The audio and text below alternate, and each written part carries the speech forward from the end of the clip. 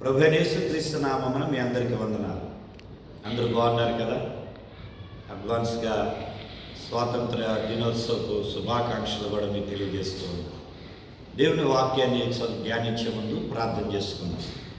మమ్మల్ని మిక్కిలిగా ప్రేమిస్తూ ఉన్న మా ప్రియ పరలోకపు తండ్రి, పరిశుద్ధుడు అయిన మా గొప్ప దేవ, నీకు కృతజ్ఞతలు చెల్లిస్తూ ఉన్నాం.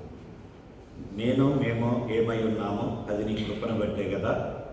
నీ కృప ద్వారా ఆయుష్ని, ఆరోగ్యాన్ని అనుగ్రహించి నీ యొక్క కృప ద్వారా కుటుంబాలను, జీవితాలను కట్టొచ్చు వర్ధిల్ల చేర్చున్న పరలోకపు తండ్రి, నీ మహోన్నత నామానికి ఘనత, కీర్తి, మహిమ, ప్రభావాలు ఆరోపిస్తూ ఇలుగు ఈ మాటలు ఉంటున్న ప్రతి వారిని ఈ యొక్క యూట్యూబ్ ఛానల్ ద్వారా ఎవరెవరైతే అయ్యా పాలు పొందుతూ ఉన్నారో మా ప్రియబిడ్డలందరినీ కూడా సమృద్ధి అయిన మీరుతో తృప్తిపరచి వారి కుటుంబాలను కట్టమని అడుగుచు క్రీస్తు పేట అడిగిపోతున్నాను తండ్రి, ఆమేన్. వాక్యాన్ని చదువుకున్నా. యెషయా 60వ అధ్యాయం, యెషయా పుస్తకము 60వ అధ్యాయంలో నుండి మొదటి వచనాన్ని చదువుతున్నా. నీకు వెలుగు వచ్చి ఉన్నది, లెమ్ము, తేజరిల్లు, యెహోవా మహిమ నీ మీద ఉదయించెను. దేవుడు ఇక్కడ యెషయా ప్రవక్త ద్వారా ఇస్తూ ఉన్న 5 సందేశాలను మనం ధ్యానం చేయబోతున్నాం. అతి క్లుప్తంగా 5 సందేశాలు. 1, మన యొక్క జీవితంలోనికి వెలుగు వస్తే, వెలుగు అనగా ప్రభు అయిన యేసుక్రీస్తు వారిని జ్ఞాపకం చేస్తూ ఉన్నది. యోహాను సువార్త 1వ అధ్యాయంలో మరి బాప్తిస్మం ఇచ్చి యోహాను ఆ వెలుగును నీకు పరిచయం చేస్తూ ఉన్నాడు. ఆ వెలుగును నాకు ఆయన పరిచయం చేశాడు. నిజమైన వెలుగు ఎవరు అంటే ప్రభు అయిన యేసుక్రీస్తు వారు. యేసుక్రీస్తు వారు మన జీవితంలోకి వచ్చినప్పుడు మనము ఎలా ఉంటామంట? నెంబర్ 1, మహిమతో నింపబడతాము అని వాక్యము రాయబడుతున్నది. నీ కుటుంబం వెలిగించబడుతున్నది అని రాయబడుతుంది. అంటే మా మహిమ, వెలుగు, గ్లోరీనెస్. చీకటి ఉన్న చోట వెలుగు అనేది ఉండదు. మనం పాపం ఒప్పుకుంటానే మనం ఆ చీకటి నుండి విడుదల పొందామని నమ్ముతూనే అదే చీకటితో మనం సహవాసం చేస్తూ ఉన్నామేమో అని యోహాను తను రాసినటువంటి పత్రికలో మొదటి పత్రిక 1వ అధ్యాయం 9వ వచనములో ఆయన సెలవిస్తూ ఉన్నాడు.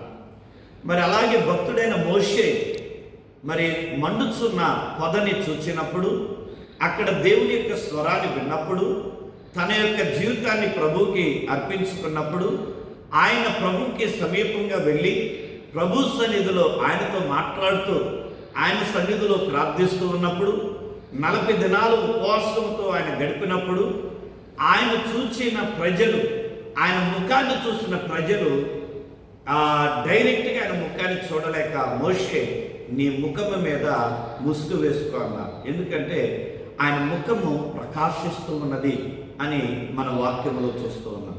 అనగా క్రీస్తు మనలోకి వచ్చినప్పుడు మన చీకటి నుండి మనం విడుదల పొందుతాం.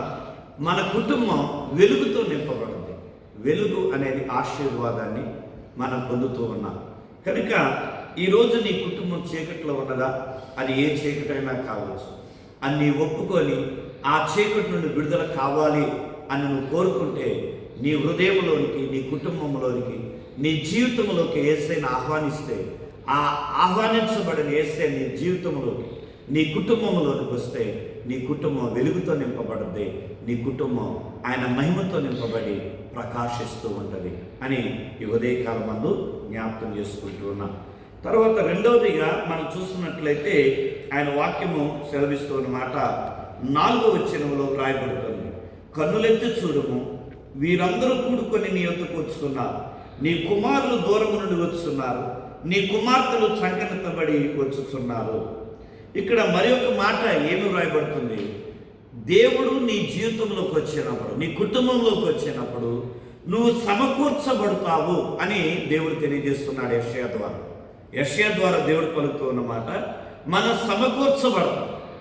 అంటే దూరమైనటువంటి నీ కుటుంబస్తులు తిరిగి నీ దగ్గర పశ్చాత్తాపంతో వస్తారు. నీ విశ్వాసాన్ని బట్టి, నీ ప్రార్థన జీవితాన్ని బట్టి, నీ విధేయతను బట్టి, నువ్వు క్రీస్తుని నీ జీవితంలోకి చేర్చుకున్న విధానాన్ని బట్టి క్రీస్తును కలిగిన నీ దగ్గరికి అనేక మంది ఆకర్షింపబడతారు, అనేక మంది రావటానికి ప్రయత్నం చేస్తారు. యోబు అనారోగ్యంతో ఉన్నప్పుడు, యోబుకున్న సమస్తాన్ని కోల్పోయినప్పుడు అందరూ కూడా దూరం అయిపోయారు.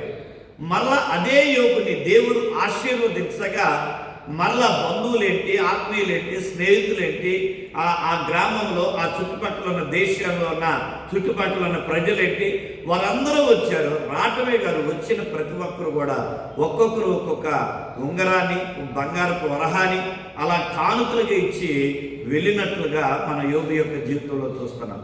అనగా దూరమైన వారందరూ కూడా తిరిగి సమకూర్చబడ్డారు. కోల్పోయిన బిడ్డలను తిరిగి పొందుకోగలిగాడు. అలాగే కోల్పోయినటువంటి ఐశ్వర్యాన్ని తిరిగి ఆయన పొందుకోగలిగాడు. కారణము, అతడు క్రీస్తుకి దూరంగా, ప్రభువుని ఆయన విడిచిపెట్టల. ఆయన హృదయంలో ప్రభువుని నిలుపుకున్నాడు. ఏ పరిస్థితులు ఎదురైనా, ఎలాంటి శ్రమలు ఎదురైనా, ఎలాంటి సమస్యలు ఎదురైనా ప్రభుతో జీవించాలనుకున్నాడు కనుక, ప్రభుతో నడవాలనుకున్నాడు కనుక ఆయన యొక్క తీర్మానాన్ని బట్టి దేవుడు ఆయన సమకూర్చాడు, తిరిగి ఆయన కట్టాడు, పునరుద్ధరించాడు. కాబట్టి ఉదయకాల సమయంలో మనం క్రీస్తుని కలిగి ఉండటం ద్వారా, క్రీస్తు మన జీవితంలోకి రావటం ద్వారా మనం మహిమతో నింపబడతాం. రెండవదిగా సమకూర్చబడతామని దేవుని వాక్యం సెలవిస్తున్నది.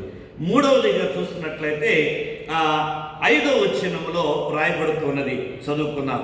నీవు చూచి ప్రకాశింతువు, నీ గుండె కొట్టుకొనుచు ఉప్పొంగును, సముద్ర వ్యాపారము నీ వైపు త్రిప్పబడును, జనముల ఐశ్వర్యము నీ యొద్దకు వచ్చును.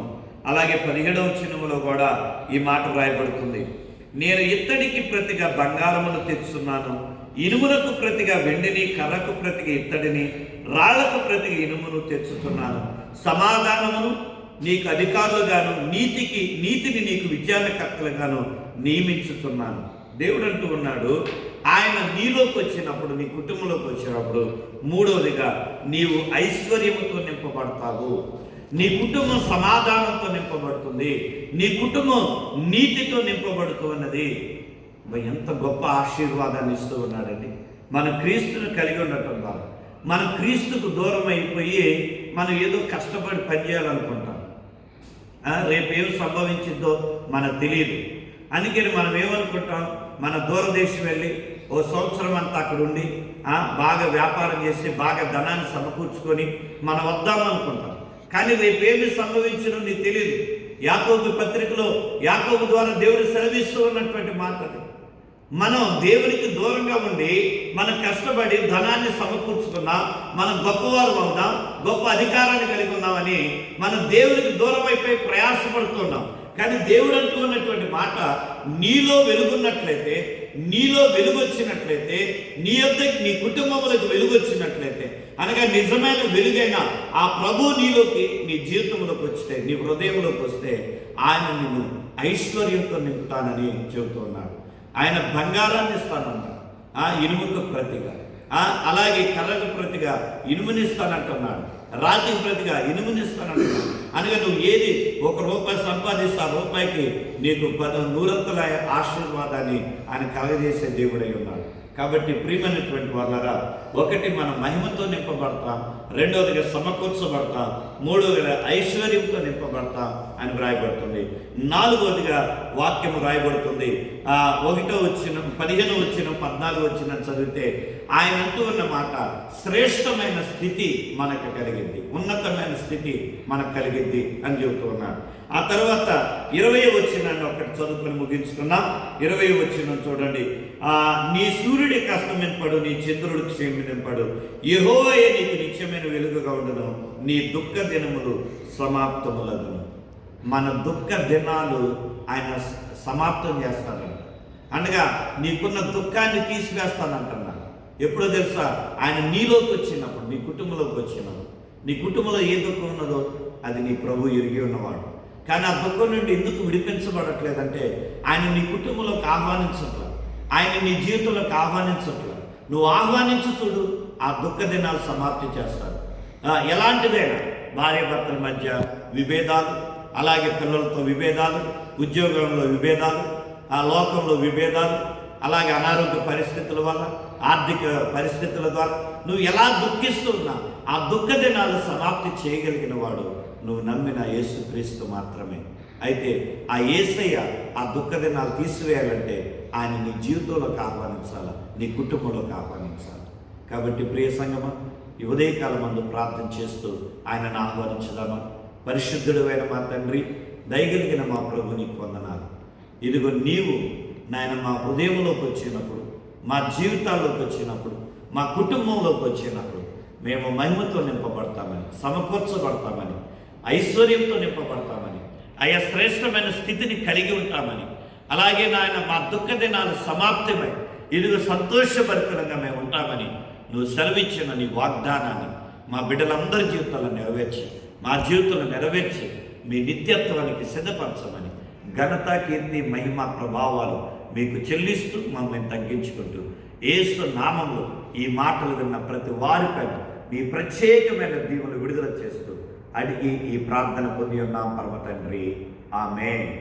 తండ్రి అయిన దేవుని ప్రేమ, రక్షకుడైన క్రీస్తు వారి కృప, పరిశుద్ధాత్మ నిత్య సన్నిధి ఆయన రాకడ వరకు సదాకాలం తోడై ఉండి దీవించునుగాక, ఆమేన్. అందరికి వందనాలు. మీ గాడ్ బ్లెస్.